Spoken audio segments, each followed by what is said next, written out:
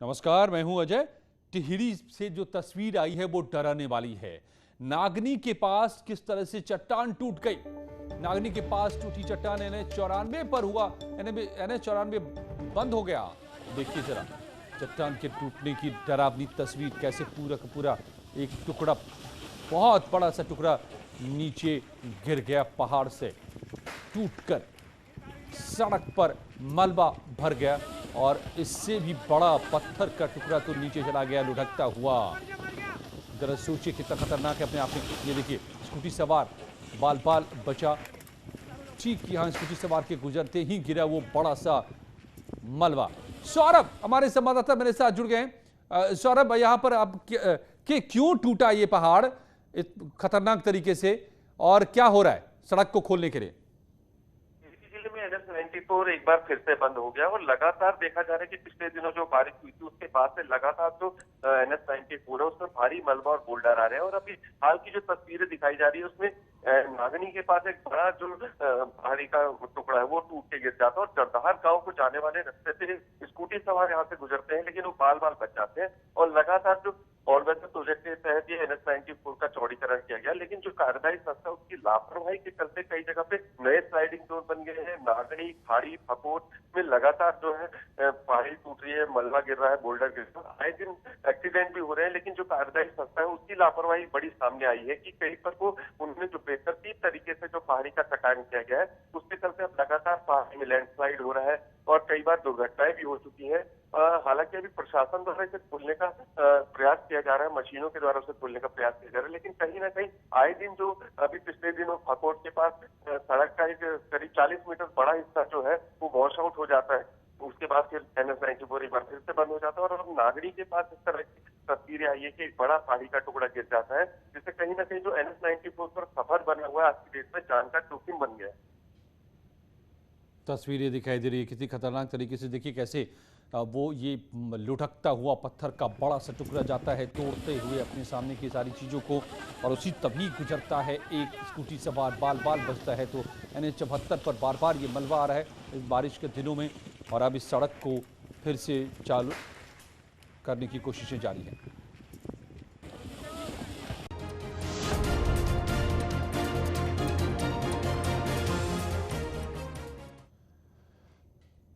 लखनऊ में बीजेपी महिला मोर्चा की बैठक चल रही है। प्रदेश कार्य समिति की बैठक में 2022 को लेकर रणनीति पर मंथन जारी है। सीएम योगी महिला कार्यकर्ताओं को शाम 4 बजे समापन सत्र को संबोधित करेंगे। 2022 को लेकर जीत का मंत्र देंगे। इससे पहले बैठक को यूपी बीजेपी अध्यक्ष स्वतंत्र देव सिंह, यूपी महिला मोर्चा की अध्यक्ष और सांसद गीता शाक्य, बीजेपी महिला मोर्चा की राष्ट्रीय अध्यक्ष वांथी श्रीनिवासन, संगठन महामंत्री सुनील बंसल और डिप्टी सीएम दिनेश शर्मा ने संबोधित किया।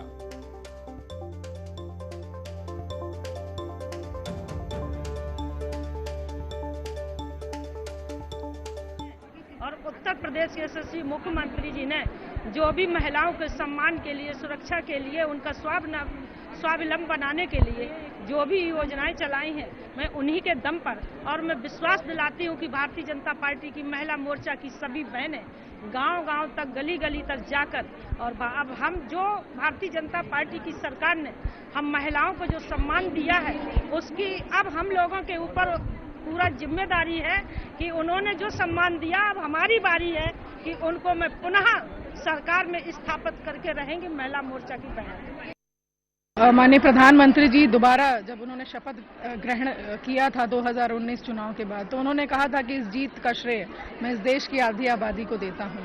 तो जब आधी आबादी का विश्वास इस देश के प्रधानमंत्री और उत्तर प्रदेश के मुख्यमंत्री जी में है, तो मुझे लगता है कि ये हमें किसी को मैसेज देने की आवश्यकता नहीं है। सरकार की कार्यशैली ऐसी है, चाहे केंद्र सरकार हो या प्रदेश सरकार हो, महिलाएं और आधी आबादी जानती हैं कि कौन सी ऐसी सरकार है, कौन सा ऐसा संगठन है जो महिलाओं के लिए काम करता है, तो वो तो हमारे साथ खड़े हैं ही। पूर्व राज्यपाल अजीज कुरैशी की सफाई सामने आई है। मेरे बयान को तोड़ मरोड़ कर पेश किया गया। उन्होंने कहा है, मुझे राजनीतिक नुकसान पहुंचाने की कोशिश है, मैंने नहीं लिया था किसी का नाम, लोकतांत्रिक तरीके से विरोध हमारा हक है। FIR के बाद बैकफुट पर अजीज कुरैशी। मेरे बयान को पूरी तरह तोड़ मोड़ के पेश किया जा रहा है। मुझे सियासी नुकसान पहुंचाने के लिए और राजनीतिक हानि पहुंचाने के लिए और जनता को गुमराह करने के लिए। मैंने किसी व्यक्ति के खिलाफ कोई बयान नहीं दिया, किसी व्यक्ति के खिलाफ कोई मैंने बात नहीं कही। सरकार के खिलाफ बोलने का अधिकार प्रजातांत्रिक तरीके पर हर व्यक्ति को है। और दरअसल यूपी और उत्तराखंड के पूर्व राज्यपाल अजीज कुरैशी के खिलाफ रामपुर के सिविल लाइन थाने में राजद्रोह का केस दर्ज किया गया है। अजीज कुरैशी ने रामपुर में आजम खां के घर जाकर उनके परिवार वालों से भी मुलाकात की थी और इसी दौरान कुरैशी ने आरोप लगाया था कि आजम खां को टॉर्चर किया जा रहा है। सुनिए उन्होंने पहले क्या कहा था।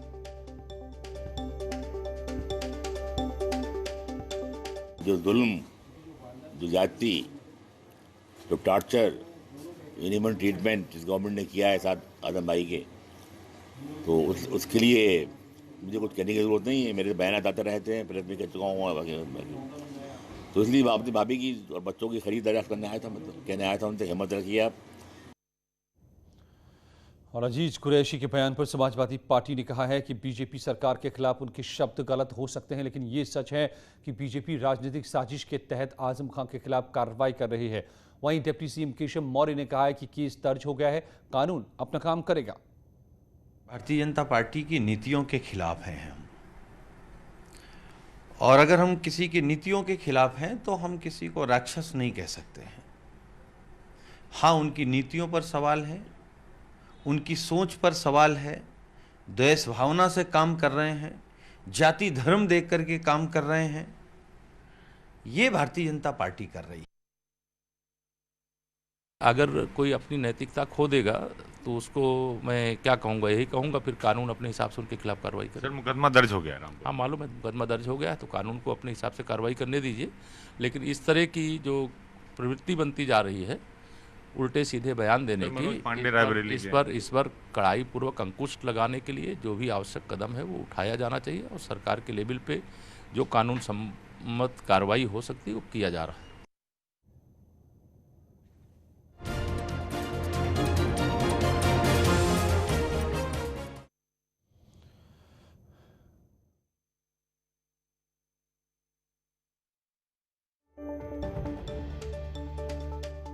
सुपरटेक एमराल्ड मामले में जांच तेज हो गई है। दस्तावेज खंगालने के लिए एसआईटी टीम नोएडा पहुंच गई है। अथॉरिटी दफ्तर में जांच करने पहुंची है एसआईटी। 2004 से 2017 के बीच के अफसरों की जांच होगी, उन्होंने क्या क्या काम किए। 2 दिन नोएडा में ही रहेगी टीम। तो सुपरटेक एमराल्ड मामले में जांच तेज होने के बाद अब एसआईटी की टीम पहुंची है अथॉरिटी के दफ्तर। 2004 से लेकर 2017 के बीच तमाम अधिकारियों के काम को खंगाला जाएगा। कैसे कैसे इस पूरे मामले में एमराल्ड में जो ये 2 इमारतें खड़ी हुई थी, 2 टावर खड़े हुए थे, वो उसमें जो परमिशन दिए गए, नक्शा में बदलाव किए गए, बार बार 3 बार नक्शा को बदला गया, तो ये सब कैसे हुआ, किसने परमिशन दी, क्या वो परमिशन कानून के तहत गलत थे, जिसकी वजह से अब सुप्रीम कोर्ट ने इन्हें गिराने का आदेश दिया है।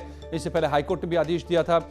इसी पूरे मामले को खंगालने के लिए सरकार ने एसआईटी का गठन किया है। इसमें कई ऑफिसर्स हैं, तमाम डिपार्टमेंट्स के अलग अलग के, राजस्व विभाग के हैं, पुलिस के हैं, अब बाकी ऑफिसर्स हैं, सभी पूरी टीम पहुंची है एसआईटी आज अथॉरिटी के दफ्तर में और यहां पर देखेगी, परखेगी उन कागजातों को कि जिनके दम पर इस इमारत को खड़ी की गई और परमिशन दिए गए, कौन कौन अधिकारियों ने, किन किन अधिकारियों ने परमिशन दिए और उन्होंने कहां पर नियमों को तोड़ा। पूरे मामले की जांच पड़ताल एसआईटी एक्शन में है। यूपी की सरकार सुप्रीम कोर्ट के आदेश के बाद से एसआईटी का गठन किया गया है। हफ्ते भर में रिपोर्ट देनी है इस टीम को। 2 दिनों तक यहीं पर अब कैंप करेगी ये टीम और उसके बाद तमाम चीजों को खंगालने के बाद, कागजातों को जांचने परखने के बाद अपनी रिपोर्ट सरकार को देगी।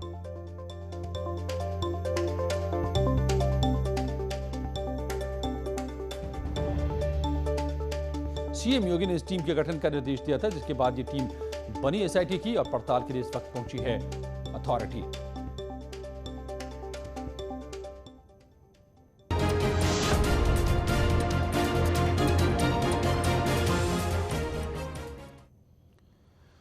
तो आज मेगा वैक्सीनेशन कैंपेन चल रहा है पूरे सूबे में। यूपी में आज कोविड मेगा वैक्सीन कैंपेन को लॉन्च किया गया है। दरअसल सबसे तेजी से वैक्सीन लगाने वाले राज्यों में से यूपी एक नंबर 1 रहा है। अब तक 8.25 करोड़ लोगों को वैक्सीन यहां पर लगाया जा चुका है और आज जो ये मेगा अभियान चलाया जा रहा है उसके तहत 30 लाख लोगों को वैक्सीन लगाने का लक्ष्य रखा गया है। आज आमतौर पर हर दिन 4 से 5 लाख लोगों को यूपी में वैक्सीन लगाया जा रहा है, लेकिन आज 30 लाख वैक्सीन लगाए जाने का लक्ष्य है। वैक्सीन की पहली खुराक 5 करोड़ 90 लाख से ज्यादा और वैक्सीन की दूसरी डोज 1 करोड़ 11 लाख से ज्यादा लोगों को दी जा चुकी है। तो अब तक वैक्सीनेशन में यूपी नंबर 1 है। पूरे उत्तर प्रदेश में सबसे बड़े मेगा वैक्सीनेशन कैंप की शुरुआत हो चुकी है। आप लाइन को देख करके अंदाजा जरा सा लगाइए कि लोगों में कितना उत्साह है और जोश है। राजधानी लखनऊ का ये सिविल हॉस्पिटल है जहां पर सुबह से ही लोग लाइनों में खड़े हुए हैं और सैकड़ों की तादाद में लोग आपको दिखाई देंगे जो वैक्सीनेशन कराने के लिए यहां पर आए हुए हैं। हालांकि आज की सबसे खास बात यही है कि ये लाइन जब तक टूटेगी नहीं तब तक वैक्सीनेशन जारी रहेगा। यानी इससे पहले जो 5 बजे तक का समय नियत किया गया था उस समय सीमा को भी अब खत्म कर दिया गया है और जब तक लाइन में लोग बने रहेंगे वैक्सीनेशन जारी रहेगा। एक खास बात और भी है कि जो लोग अपना आधार कार्ड या दूसरे आइडेंटिटी कार्ड लेकर के आए हैं स्पॉट रजिस्ट्रेशन के आधार पर ही फौरन कोविड वैक्सीनेशन किया जा रहा है। माना जा रहा है कि उत्तर प्रदेश आज के वैक्सीनेशन के बाद कई सारे रिकॉर्ड बनाएगा। साथ ही उत्तर प्रदेश में 50% से ज्यादा लोगों का वैक्सीनेशन संभव हो पाएगा। हालांकि अभी 18 साल से नीचे के लोगों के लिए कोई कोविड वैक्सीनेशन की सुविधा नहीं है, लेकिन 18 साल से ऊपर के लोगों के लिए ये सबसे बड़ी खबर है कि अगर 70 से 75% तक वैक्सीनेशन का काम पूरा हो जाता है तो उत्तर प्रदेश तीसरी लहर को कम करने में सबसे मुख्य भूमिका अदा करने वाला है। कैमरा पर्सन अनिल के साथ अलाउद्दीन, न्यूज़ 18 लखनऊ। जी हाँ, तो अब यूपी पहुंच रहा है अपनी आधी आबादी को वैक्सीनेट करने की तरफ, जो कि एक बड़ा कदम होगा। और सीएम योगी ने किसानों की आमदनी बढ़ाने पर मंथन करते हुए कृषि मंत्रालय के अधिकारियों से संवाद किया। उन्होंने कहा कि पिछले कुछ वक्त में कृषि क्षेत्र में कई बड़े बदलाव हुए हैं और गेहूं की रिकॉर्ड खरीद भी हुई है। हमारे अन्नदाता किसानों द्वारा अनाज, दलहन, तिलहन, सब्जी, फल, दूध आदि की प्रचुर उपलब्धता आम जन को सुनिश्चित कराई गई है। मुझे सूचित करते हुए हर्ष हो रहा है कि उत्तर प्रदेश ने विगत 4.5-5 वर्षों के दौरान खाद्यान्न उत्पादन का एक नया रिकॉर्ड बनाया है। अगर वर्ष 2012 से 17 की अवधि में प्रति वर्ष औसत उत्पादन 139 लाख मीट्रिक टन जहां रहा है, वहीं वर्तमान में यह 163.45 लाख मीट्रिक टन वार्षिक हो चुका है। प्रदेश में प्रोक्योरमेंट में के क्षेत्र में भी निरंतर प्रगति देखने को मिली है। खासतौर पर धान की खरीद 2012 से 17 की अवधि में 123.6 लाख मीट्रिक टन से वर्तमान में बढ़कर के 214.56 लाख मीट्रिक टन हो गई है। लौटते खुशी पलों में इस वक्त की और भी खबरों के साथ। अमरोहा में बीजेपी नेता